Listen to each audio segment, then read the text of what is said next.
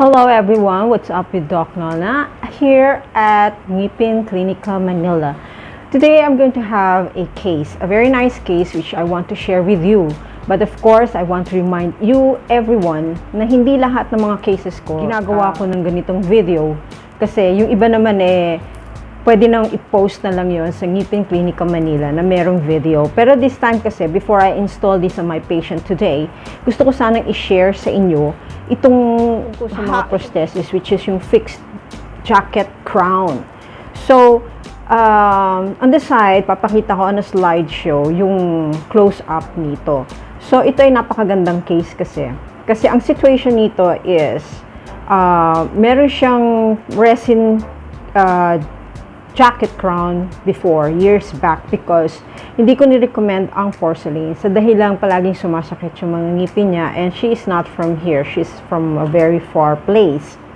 So, wala kaming choice kung hindi yung pinakamadali. At saka, I would not recommend talaga na magpo-porcelain jacket crown. Unang-una, it's very expensive. Pangalawa, chances are palaging sumasakit ang mga ngipin niya. And number two, hindi ko, here in my clinic, I don't want to speak about other dentists' way of doing things. I don't like to do root canal. That's me, no? That's me. Now, for others, I am hands off ako, no? I don't believe kasi in root canal therapy or root canal treatment that after killing the tooth, you cover it with a jacket crown. So and so na parang walang sakit. Mind you, walang 101% na ni-root canal na hindi sasakit.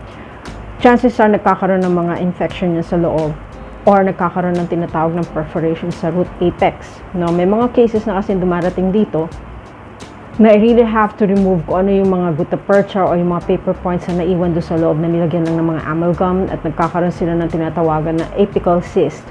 So sa akin, sa kliniko, I have a different technique. I just desensitize the portion of the tooth that is aching, not really killing the whole tooth. Gusto ko magkaroon pa rin ng nutrients yung ngipin in such a way na meron pa rin siyang buhay. Mind you, may mga tao kasi naka-jacket crown. Nakakalimutan na nila na magpalinis ng ngipin. Yes. Akala nila, porque naka-jacket crown ka na, hindi ka na mag-toothbrush, hindi ka na maglilinis ng ngipin. Mind you, ito meron akong guide dito na papakita ko sa slideshow, no?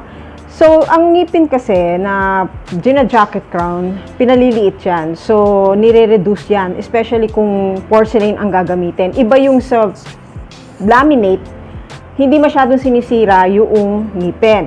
So, para hindi masyadong magulo ang ating pag-uusapan, pag-usapan muna natin yung tungkol sa porcelain. So, ang porcelain, iba pa yung resin, iba din yung veneer, laminates, no? Maraming klase yan, pero sa ngayon, yung mga basic lang ang gusto kong pag-usapan. So, papakita ko sa inyo in a slideshow, ito yung case na i-install natin. It's an up and down case. Now, may papakita ako sa inyo na this is a frontal ito na this is resin. Okay, this is resin. This is not porcelain. It looks like porcelain kasi maganda yung mga material na ginagamit. Okay, this is called a bridge. Sa front ito, sa harapan ito. So, kung papakita, ito porcelain ito. Okay, porcelain. Ang porcelain may bakal. Pero iba kasi gumagawa sila, yung resin nilalagyan din nila ng bakal sa likod. Pero nakikita yan. Although nakikita din yung sa porcelain, depende din sa kapal at nipis ng porcelain at saang area. Okay? So, ito naman, sa posterior to, it's a cantilever type of jacket. This is made from, so, ang to may butas yung doon sa may molar. Yan kung saan siya nakakabit. So, may missing tooth lang siya dito. Ito sturdy itong gandong klase. Kung maganda yung material din. But anyway, meron akong guide dito, no? Kasi sa slideshow na ipapakita ko.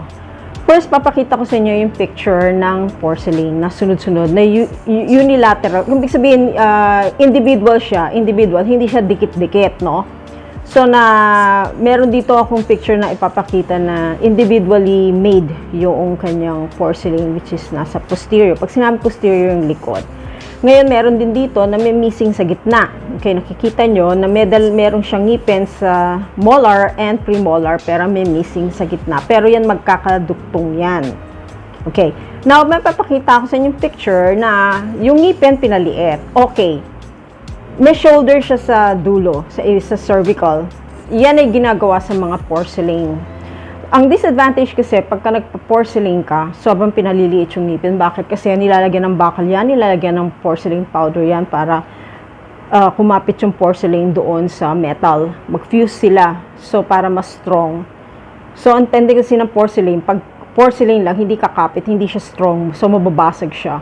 So, gumagawa ng laminate na ceramic porcelain. Sa harapan, yung laminate, iba pa yon. So, ang hindi lang maganda sa jacket crown talaga, pinaliliit yung ngipin dahil nga merong ang bakal eh. May bakal siya. So, syempre, pagka malaki yung pagkakareduce mo ng ngipin, lalagyan mo pa siya ng bakal, lalagyan mo siya ng porcelain, syempre, magiging parang giant na yung ngipin. So, kailangan i-reduce yung ngipin. Pero in such a point na hindi naman yung sobra-sobra. Kasi meron nakikita akong iba na talagang sobra para na siyang toothpick, which is very bad. Pwedeng mag-break yun. Akala ng pasyente, hindi na-explain sa kanila, kain sila ng kain, akala nila, porque ang tigas-tigas ng ngipin nila, bigla na lang okay yun. It's not okay. Now, I have here a picture of a bridge sa front, okay, na makikita nyo may embouchure siya sa gilid. Kasi hindi pa siya nai-install. Ano lang ito, in a dummy. So, meron ditong gold jacket crown. Nakikita nyo, kay gold yan, kay resin yan, kay porcelain yan. Tendency kaya kailangan you have to visit your dentist if you have these kinds of prosthesis in your mouth. Dahil yung embouchure niya, mabubulok yan. Dahil na dyan nag-i-embed yung mga dumi, yung mga tartar and plaque. Which is sa normal ngipin din naman, nagkakaroon ng tartar and plaque. Ito naman, meron nakakover. So, kailangan talaga, you have to visit your dentist more often. At ng tendency, this is another picture, this is cervical. Since naka-porcelain ganon, chances are, dinidinin nyo yung toothbrush nyo, nagkakaroon siya ng erosion, technical erosion, at saka abrasion ng toothbrush ninyo. So, tumataas yung gums. So, here, pinapakita ko din yung installation ng isang bridge sa front na pinaliit yung ngipin. And then, we also have here a picture na ini-install yung ano. At saka meron dito yung breakage na bali yung porcelain. Okay, mahirap gawin ito, no? Not unless na pagagawa mo sa laboratory. So, meron silang ginagawa doon kung matatanggal yung jacket. Pero kung hindi, the dentist really has to buy a very, very expensive kind of repair kit for that. And that is very expensive. Twice ang gastos nyo kesa sa palab nyo yan, ipalaboratory nyo yan. So, here, talagang nire-reduce yung ngipin. Okay, nakikita natin sa slideshow. Tignan nyo na lang at kung paano pinaliliit yung ngipin at ini-install yung mga jacket crown. Here you can see merong mga gasgas yung mga porcelain. Normal na nangyayari yan sa mga porcelains. Na-abrade siya in time. Why? Kasi ang tao habang nagkakaedad, di ba may tinatawag na wear and tear? Yung ngipin natin na natural, lumiliit. Napupudpud siya. Depende sa pagkain, sa pagnguya, how you use your kit. Kung mahilig kayong ngatanang-ngatanang mga matitigas, talagang nagpupudpud ng mga ngipin. In such a way, yung mga porcelain nyo na naiiwan doon, since mas matigas siya compared dun sa ngipin yun talaga, mapupudpud at mapupudpud yan, kaya nagkakaroon siya ng tinatawag na metal show. Okay? So, gaya ng sabi ko, yung jacket crown, to may slide-slideshow tayo na nasisira na ang cervical sa may gum area. Kasi umaangat yung gilagid, nadudumihan na yung part ng yung separation ng gums, yung tooth, at saka yung jacket, na i-imbak dun yung pagkain. So, umaakit yung gums and buto, nagde-deteriorate din. So, yun, nagkakaroon tayo ng cervical cavity na rin doon, abrasion, erosion. So, ang last picture na pinapakita ko ngayon dito is ang tinatawag na porcelain veneer laminates. So, this one, yung harap, ginagasgas yan, nire-reduce, pati konting sa side.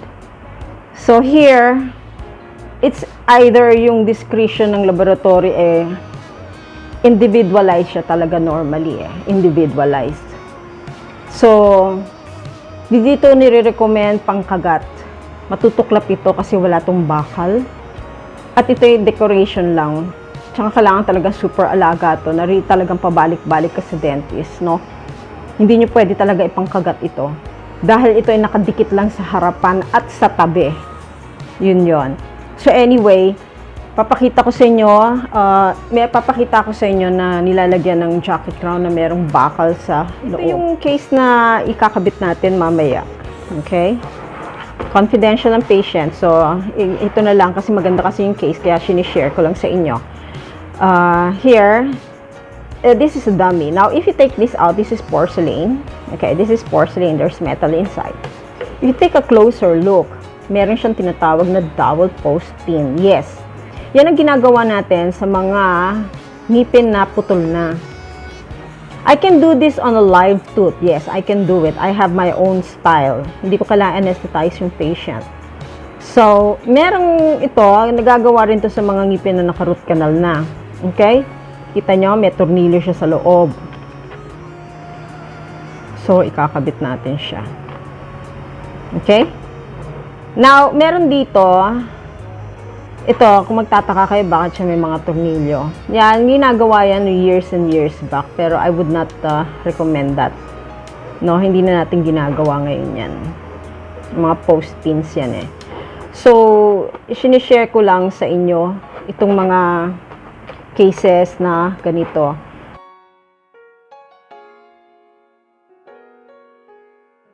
Plastic, pero resin ito na matigas na klase ito eh. Okay, walang may-ari nito. A duplicate lang ito, mga replicate lang ito. So, ito, ganun din. Ayan. Okay. Bridge yan. Almost wala nang ngipin. Pangil na pangil lang eh. K9 to K9 lang ang meron dyan. Ito yung merong metal show sa likod. We don't do this anymore. Mga ano na yan eh. Old-fashioned way of doing things. So, nakikita nyo ito. Kasi dami lang ito. Tignan nyo. Ang problema kasi sa mga ganito, talagang kailangan medyo kapalan talaga yung area na to sa may gilagid kasi nababasag yan eh. Tsaka pag hindi kinakapalan yan, ang nangyayari, nakikita yung bakal dito, nagiging parang gray ang ngiti ng pasyente. Akala niya nag-blue yung kanyang gilagid. Yun kasi ang disadvantage, kaya nga mas nire-recommend ko wag porcelain yung front.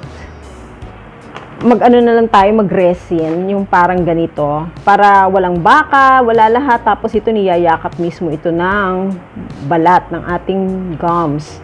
Unlike ito, hindi eh, kasi may bakal dito eh, oh, malamig, mainit ito eh, oh. Ayan, oh. Pero pag nagpumilit ang pasyente, eh, sabihin na lang natin yung disadvantage, nasa sa kanya yun. Okay, so sana meron tayo natutunan today about jacket crown. So I just hope na meron tayong napulot na ay mga natutunan nyo sa dental about jacket crowns na meron iba-ibang klaseng mga materials yan. Meron ng Empress eh, merong mga naglalabasan ng ubod ng mahal na merong kasama ng mga diamonds na powdered pearl, mga ganyan. Pero hindi ma-perfect yung shadings ng ngipin. Okay? Hindi siya pwedeng iba-ibang shade yun. Yung mga naglalabasan na ngayon na halos may mga zirconian, hindi nakukuha yung totoong shade ng ngipin. Ang tendency, kailangan palitan mo ng lahat. Kakalikutin mo lahat ng mga ngipin mo para lang isang kulay na lang yon. Minsan kadalasan, ang itsura nung parang halos kulay plato. Yung porselanang puti na sobrang fake ang dating, no?